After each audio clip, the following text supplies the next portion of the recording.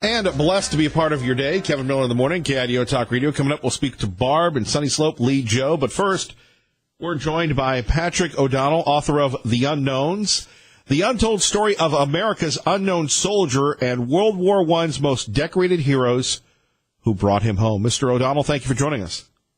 Great to be on the air with you, Kevin. You know, one of the most solemn places in all of the world has to be the Tomb of the Unknowns, the Old Guard. Could you share with us how that came into being, sir? Sure. In 1921, the Tomb of the Unknown Soldier was brought home, basically. Prior to that, we didn't have an unknown soldier, but France and England did. And, you know, it's quite an interesting story that I tell in my book, The Unknowns. It's the first narrative history of the tomb itself, but it's also about Pershing's body bearers, the men who brought him home. And that is an incredible war story of World War I, and these are the most decorated heroes of the war, so they're Medal of Honor recipients. But getting back to your question, the great powers of the world had an unknown soldier. We didn't. And interestingly enough, an editor from a very popular women's magazine, Marie Maloney, wrote the War Department and said, look, France and England have an unknown soldier. We need to have one. And that kind of started the movement. You know, the New York Times and other papers picked it up.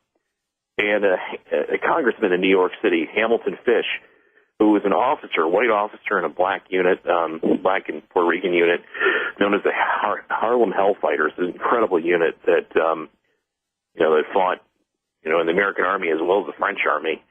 And Hamilton saw an opportunity to sort of honor his men who didn't really receive as much honor as they deserved. There was a lot of racism and segregation going on at that time. And he championed the bill, and President Wilson signed it. And in 1921, on Veterans Day, which is also Armistice Day, November 11th, which commemorates the end of World War I, a unknown soldier from France was brought home and interned. And, my father was telling me about how they pick the unknowns from each war, but in particular, we really don't know who is in the tombs, right? No, it was done deliberately. We want an unknown soldier that represents the sacrifices of all Americans in combat. In this case, the unknown was selected from the 4 major cemeteries in France where it correspond with the major battles. For instance, Belleau-Wood, there's a cemetery, it's a beautiful cemetery. The Meuse-Argonne, where we had America's largest and bloodiest battle. Over 1 million Americans were involved in it. We had 26,000 killed alone. At Saint-Mihiel, and then also in the Somme, where we fought with the British Army. Those 4 cemeteries, 4 unidentified Americans were selected. They were carefully checked to make sure they didn't have any dog tags, diaries, paperwork, carefully removed from the graves, and then brought to Chalon, France, where they lay in the city hall. And that evening before the selection process, the Americans wanted to use a general officer. The French came up and said, look, we used an enlisted man to select our unknown soldier. And that night, Edward Younger, who was a Chicagoan, a sergeant, just a regular doughboy, a grunt that had 2 wound chevrons, effectively with the precursor to the Purple Heart, was chosen. And he was given this great honor. He was given a bouquet of white roses, and he went into the room, which had 4 flag-draped caskets. In the unknowns, they really bring out in his own words, what he remembers. And he talked about how it was a sublime experience and very nervous. But then he prays, and his hand literally moves towards the casket, and he believes that it's a man that had died next to him in combat. Patrick O'Donnell joining us, The Unknowns, his new book on KIDO Talk Radio, 107.5 FM, 580 AM. You write about the men who brought the soldier home. Why? It's important because this book is about Pershing's body bearers. These are the men that brought home the soldier, that carried the body, and they were chosen deliberately to tell a story. And that story was a story of the American Expeditionary Force in World War I. Each one of those men was selected for his personal bravery as well as the story that he could tell America. And it was a small segment of the war. And when you add up all 8 of those body bearers, it tells the complete story of the war. It's joint service in the sense that it's the Army, the Navy, and the Marine Corps. But it's also the combat specializations within the AEF. It includes the engineers, for instance. And these aren't guys that built bridges. In this case, it was a guy that actually breached the wire with wire cutters and had to make a hole through the wire to allow the rest of the infantry to go through. The infantry was involved, the field artillery, which moved with the infantry, the big rail guns, and the Navy. I mean, it's the story of the U.S. Navy in World War I. We don't even think about that. But there's some really extraordinary stories inside the unknowns, which individually could be a movie in many cases. They're that compelling, and they're Medal of Honor recipients. But they're also extreme heroics, where, for instance, Charles Leo O'Connor saves his ship by closing a watertight door after he was torpedoed. Patrick O'Donnell joining us. The untold story of America's unknown soldier and World War I's most decorated heroes who brought him home. You know, as we get older and World War II and World War I go further in the distance, in Boise and across the world, we just commemorated World War I veterans. What are we missing about the war to end all wars? Everything. This is the 100th anniversary, and hardly anybody knows about it. And why is it important? Because they changed the world, and they continue the efforts and sacrifices that doughboy generation. Now, many of these men were just from small towns in your state, and hardly anybody recognizes that their sacrifice, they changed the world. In other words, in so many ways. Look at it went from the old world with empires, etc., to the new world. It was the beginning. It was the dawn of the American 20th century. It was the start of the modern military. It was also the entire map of the Middle East was redrawn. And it continues. That map of the Middle East continues to affect our lives to this day. So many ways, World War I was the seminal event of the 20th century. The reason why I wrote The Unknowns is to commemorate that doughboy generation, which is really kind of a lost or forgotten generation, in my opinion. But it's a great one, and it's an extraordinary one. It's a story about Americans that were poorly trained and poorly equipped and took on the greatest army in the world, the German Imperial Army, and defeated it. You know, not a lot of folks, if they haven't studied history, understand the old Ottoman Empire or the Prussians and just how dominant the Germans were. I'm fascinated by that time in history because, again, Mr. O'Donnell, as you said, it transformed from empires to really the model that we have today. Absolutely. It also is the rise of international communism with Russia. There's so many effects, second and third order effects also, that come from that war. And it's an extraordinary story that has depth and interest. I mean, I've written 7 books on World War II, but I became absolutely fascinated by World War I. And the stories in the unknowns are unexpected. For instance, the first body bearer in the unknowns is James Delaney, who's a gunner on a merchant ship, and he has to protect the ship from U-boats. And literally gets into a running gun battle with a U-boat for 4 hours. And then if you've ever seen the movie Das Boot, that's the experience that James Delaney goes through. He's taken prisoner by the Germans, and they have to undergo, all the trials of a U-boat. And he's American. I mean, it's everything from minefields to depth charge attacks. It's extraordinary stuff that easily could be a movie.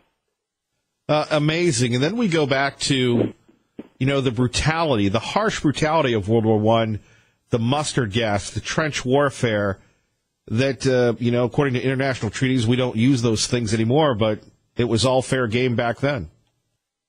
It was. And I mean, gas was a persistent agent. In other words, men, in some cases, had to live in those gas masks for hours at a time. They slept in them, and then they fought in them. I mean, it's with them, and can you imagine wearing a gas mask in combat? Your peripheral vision is like minimized. The mucus on your nose is running down your face. It's really hard to fight in that. And then the mustard gas is this like oily agent that literally gets into the clothes and causes severe rashes. And if it gets in your lungs, it'll absolutely kill you.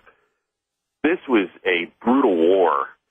If you can kind of picture the opening scene of Saving Private Ryan, for many of these battles, that's what these guys faced. And they didn't have body armor or anything like that. It was just pure wool clothes and, a small steel helmet. In many cases, just bolt-action rifles. They had to take out fixed emplacements like, that opening scene of Saving Private, bunkered positions with hundreds of machine guns. It's a story of American exceptionalism and basically endurance of, that the human body had to endure these extreme situations of everything from combat to the German army, which was one of the greatest armies in the world at the time. Well, and then, again, we've grown up in a time where you had the old Soviet Union, but the Bolsheviks and the Romanovs, and how big of an influence the Ottoman Empire, as we mentioned previously, had on the world. The dominant, the world was European-centric, very different from the world we live in today. It is, but there's some similarities, and there's a lot that we can learn from history. And as we mentioned, it's also a place that continues to impact our lives to this day because of the so-called Sykes-Picot Agreement, where the Middle East was carved up into artificial countries based upon what the French and English wanted. And that, we've got a lot of nationalities and people, tribes that are placed in places that they don't belong. And that is continuing to be an issue to this day. Patrick O'Donnell, The Unknowns, we highly recommend it. Available at Barnes & Noble, Amazon. Mr. O'Donnell, we'd love to have you back. Thank you for joining us here in Idaho this morning. Be happy to come on anytime you like. Thank you so much for having me. There we go. Patrick O'Donnell. Amazing. 580-5436, 580-KIDO. We go to Lee Joe. Good morning, Lee Joe. Good to have you on. And I think I saw a picture of you with a hard hat on yesterday. Good morning. Yeah. Hopefully you got a lot less of those hard hats in town now. But fewer people have to look at me now. I'm sure the District 16 appreciates that. But Kevin, I'm calling to welcome the people of Star and people of Meridian and the people of Kuna to Blue Idaho. We've had enough inaction for long enough on the red side as far as, fighting the red horde inside Boise that here's where we're at. So welcome. I've lived under it for 12 years, and I'm just wanted to, let you folks know that we've got to come up with a real statewide plan to overcome the county of Ada and the city of Boise, rather than concentrating 100% on all these statewide elections. We got to remember that the nonpartisan election process for city councilmen needs to be ended, because that's where most of our Democrats come from, is these nonpartisan races where people say, oh, that's a nice person. And well, it's time for the Republicans to take the gloves off. Yeah, the money has to go back into the fight in Ada County. You dump a bunch of money into the governor's race and the lieutenant governor's race and things like that, where you're already solid. And let me put it to you this way. Jim Tibbs is a good man who served this community. I was very shocked to see what happened to him. Exactly. And a beater appointee, several points, and he was in the city council in Boise forever. Yep. And, for a long time, I called him the token Republican because that's what and eventually he got sick of fighting it in there and stepped out to the county and kept fighting at the county level. And, now it's chased him out of the county as well. So that's what we're up against. Everybody that's listening in the safe Republican districts, rest assured you're not safe. Idaho is going to go like Colorado and Oregon and Washington. The more you don't bring your money to fight inside, the population center, the more control they'll have, and eventually it'll be just like everywhere else. All the politics will be dominated by what happens in Boise. Like Nevada is dominated by Las Vegas. It's come and fight with us. Well, somebody has to do something about Mayor Beater. He's gotten a pass for so long. Oh, absolutely. But it's who's that? Somebody. That's part of it. It's a nonpartisan election there too. Nobody says Dave Beater, the Democrat, on the. Nobody says he's a lib, right? On the ballot, right? Yeah, on the ballot. There's nothing. On the ballot it says Dave Beater versus whoever he's about to wipe out. But that's our whole problem, is that we have to get partisan elections at the local level. We have to put the R's and the D's on. And honestly, we still can't get the Democrats to even put a donkey on their campaign sign. While we have the state house and the governorship, that should be right there with repealing the grocery tax. That is absolutely needs to be a very high priority. Bring out the liberals in their honest form so that people can honestly have an up or down vote on what they want to be. And what I'm seeing in my district is we had 40% independence in my district. And, I had this hope that there might be a little Kavanaugh wave that would give me a boost. But all the independents went over to the Democrat side, basically. And part of that was, it was that Idahoans don't like Donald Trump style. We're not New York, well, no, that's a good point, Lee Joe. I got to run, but thank you. Thank you. And we need to expand on that because I've told you there's an interesting dynamic here. Not as anti-Donald Trump as Utah, but there are people here that aren't down with the president because of his style. That's because he's from the Northeast, and I don't know really if anything comes good from the Northeast, particularly New Hampshire. Oh, there's Barb from New Hampshire. Good morning. You're on KIDO Talk Radio. A minute. Hello. Yeah, just wait a minute. All good things come from the Northeast. It's wonderful. Oh, you're or die. You're stealing my line there from Ohio, where good things come from. But I digress. Go ahead, please. Definitely live free or die up there, though. Sure. We should have that motto through the U.S. No, I've heard. I heard the libs took over. The libs took over New Hampshire. We've lost New Hampshire, so. We have lost New Hampshire. But we're in Idaho. They started taking over. Hopefully that doesn't happen here. Please go ahead. No kidding. I just wanted to comment that I wish Jim Acosta had been ousted long ago. I can't imagine why he lasted this long. I would love to see them put in some of the alternative news people in there that report the other side. I don't listen to Alex Jones, but like Alex Jones and that whole group of people that aren't in there, I'd love to see them in there and get rid of the Jim Acostas, because I think he is horrible. He's horrible to Sarah Sanders. He's just a rude person. He's very disrespectful to the president. He's very disrespectful to Sarah. I mean, it's just unbelievable. I don't know why he thinks that, when he's told to sit down and move on to the next person, he just feels he can just talk over anybody. And why does he have that front and center seat all the time?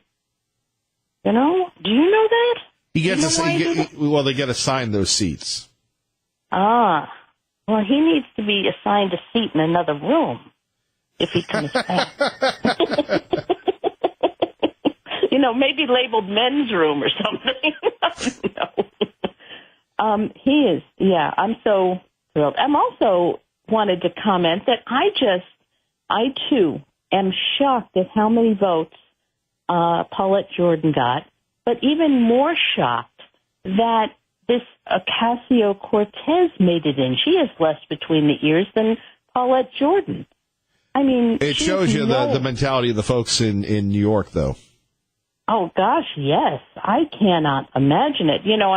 I sit there and say, she just will want to raise taxes. And sure. You have people in New York. Barb, I'm going to ask you. Barb, hold that thought. Kevin Miller, KIDO Talk Radio. Michael Cohen recently said you called black voters stupid. That's false. Omarosa has accused you of using the N-word, and the rapper Little John has said you called him Uncle Tom.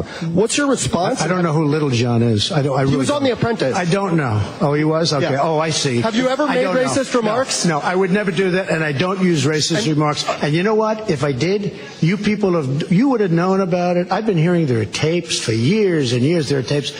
Number one, I never worried about it because I never did. I never used racist remarks. I've never used racist remarks. Okay. Well, one point of fact. One point of fact, because you told her you have the highest approval among African Americans. It's just 8%, sir, single digits. See, when you talk about division, it's people like this that cause division. Great division.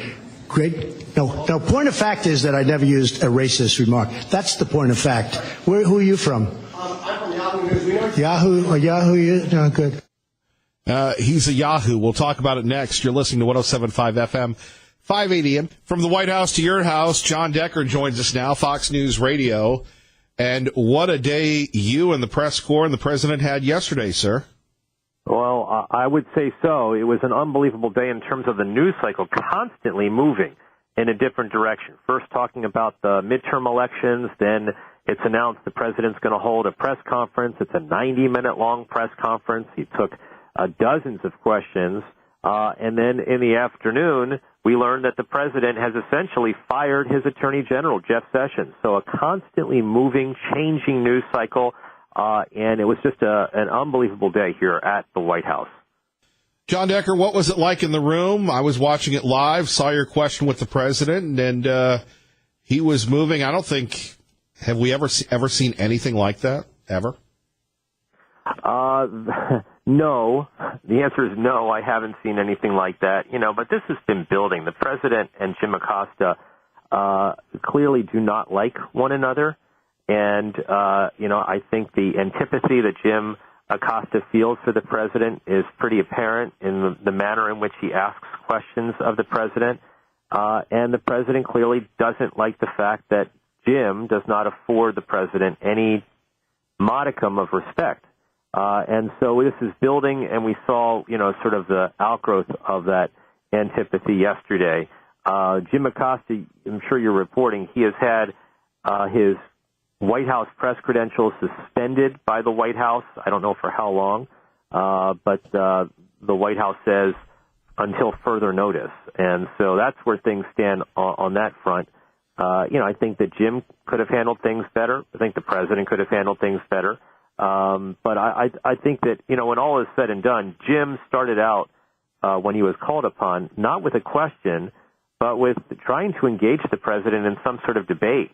He challenged the president over whether or not the caravan is an invasion of the U.S. The president said it is. Jim Acosta said it isn't.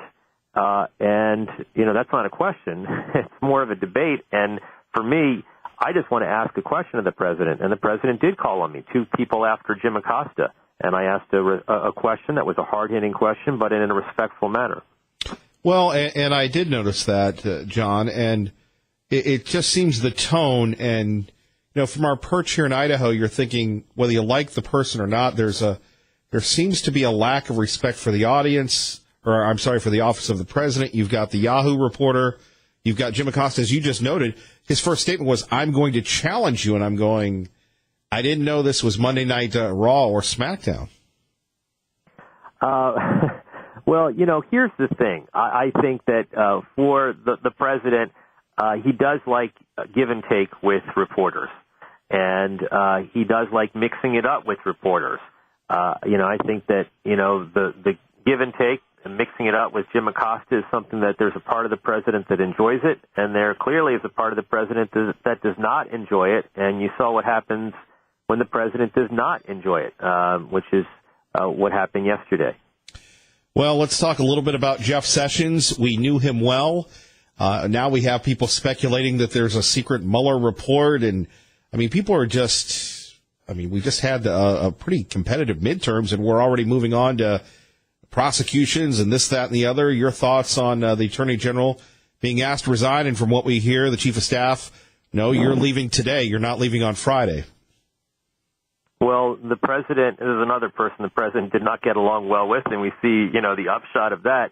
The president did not get along well with his own Attorney General, and it's pretty remarkable how this relationship has developed in the sense that Jeff Sessions, you may recall, was the very first senator to endorse Donald Trump when he ran for president. I remember when President Trump had his first campaign rally, it was with Jeff Sessions, 30,000 plus people down in Alabama, and the president and Jeff Sessions, it seemed, really enjoyed each other's company. But when Jeff Sessions recused himself from the Russia investigation, that relationship turned. And for the president, you can't have someone in your cabinet that you don't have a good relationship with. So for me, it was just a matter of when the president fires Jeff Sessions, not if the president fires Jeff Sessions. And for the president, as soon as the midterms were over, he told his White House Chief of Staff, General John Kelly, I want Jeff Sessions' resignation. And that's what General Kelly asked of Jeff Sessions. Sessions submitted that resignation, and now we have a new acting Attorney General, Matt Whitaker. John Decker, final question. I know you're very busy. We all remember Air Force One giving the tilt over Mobile, Alabama. It was really the start of the Trump momentum, if you will. Many starts, but Jeff Sessions out, new Attorney General in, and the president vows he's going to try and get along with the Democrats. They say they're going to do the same thing. How long until, what do you make of that? Well, the honeymoon lasts for a very short period of time. I don't know how long this honeymoon lasts. But it's not going to be long because you have so many members on the House side who are Democrats that want to investigate this White House, investigate this president, investigate this administration, and that's going to happen. Despite the fact that the president issued this warning yesterday to House Democrats that if you investigate my administration, I'll have the Senate investigate you, and if you investigate my administration, I won't cooperate with you in passing legislation. I don't think that's going to dissuade any House Democrat. They're going to do what they're going to do, and the president and his team have to brace for that now. John Decker, keep your powder dry and your head down. Thank you, sir. I always do. Have a great day. Thanks a lot, Kevin. Our great friend John Decker joining us. Kevin Miller in the morning. If you missed it, this is what happened yesterday at the White House. I think you should let me run the country. You run CNN. All right. And if you did it well, your ratings would be much better. If I may ask one other question, Mr. President, if I may ask one other question, are you worried? That's enough. That's enough. Mr. President, I was enough. going to ask one of the other folks. That's enough. Pardon me, ma'am. Mr. President, that's enough. Mr. President, I had one other Peter, question, if I may ask, on the Russia investigation. Are you concerned that you may have? I'm not concerned about anything with the Russian investigation because it's a hoax. That's enough. Put down the mic. Mr. President, are you worried about indictments coming down in this investigation? Mr. President. I'll tell you what, CNN should be ashamed of itself having you working for them. You are a rude, terrible person. You shouldn't be working for CNN. Go ahead. I think that's unfair. You're a very rude person. The way you treat Sarah Huckabee is horrible. And the way you treat other people are horrible. You shouldn't treat people that way. Go ahead. Michael Cohen recently said you called black voters stupid. That's false. Omarosa has accused you of using the N-word, and the rapper Little John has said you called him Uncle Tom. What's your response? I don't know who Little John is. He was on The Apprentice. I don't know. Oh, he was? Okay. Yeah. Oh, I see. Have you ever made racist remarks? No, I would never do that, and I don't use racist remarks. And you know what? If I did, you would have known about it. I've been hearing there are tapes for years and years. There are tapes. Number one, I never worried about it because I never did. I never used racist remarks. I've never used racist remarks. Okay. Well, one point of fact. One point of fact, because you told her you have the highest approval among African Americans. It's just 8%, sir, single digits. See, when you talk about division, it's people like this that cause division. Great division. No, point of fact is that I never used a racist remark. That's the point of fact. Who are you from? I'm from Yahoo News. We know Yahoo? No, good. Yeah, he's a Yahoo. Barb and Sunny Slope with Kevin Miller. Your thoughts? Well, I mean, there's so many of the press that are so rude. Obviously, Tucker is, and obviously there are several others. I do love listening to John Decker. I really do. He is so kind, or at least he seems it from this end, and so respectful. You know, our guys, I guess, are good. But the press in general, that Yahoo guy wasn't much better than Acosta. Well, the Yahoo guy was the guy, if you recall, who screamed at Sarah Sanders about the illegals and said, "How dare you as a mother?" And he was working for Playboy, CNN, The Washington Post. He's making the rounds. I suppose he is. And did you hear, with thinking of the press, if you disagree with the liberals, what happened to Tucker Carlson overnight? Right. They showed up at his house. I was just getting to that. But that's what I love about this show. That's why we want you to be heard. They showed up at his house. You have Antifa publishing the addresses of Sean Hannity, Ann Coulter, Laura Ingraham, Tucker Carlson. They're coming for us. As I've said before, they're coming for us. This is true. We somehow have gotten the government we deserve. And I would have to agree with the caller, whoever he was yesterday, that the only security we have at this point is the man above watching down. And, You're right. You're right, Barb. Thank you for the call. Kevin Miller in the morning.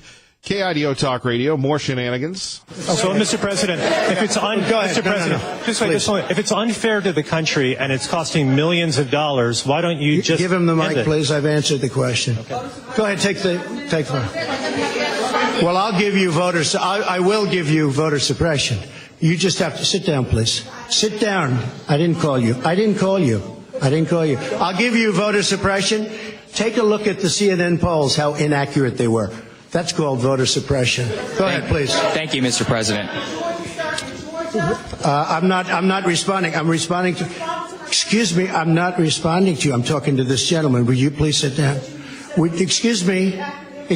Would you please sit down? Please go ahead. Thank you, Mr. President. Now that the House of Representatives very hostile. It's such a hostile media. It's so sad. You asked me about. No, you rudely interrupted him. Let's get your reaction. Hank in Boise with Kevin Miller on KIDO Talk Radio. Good morning. Good morning. I might point out that basically the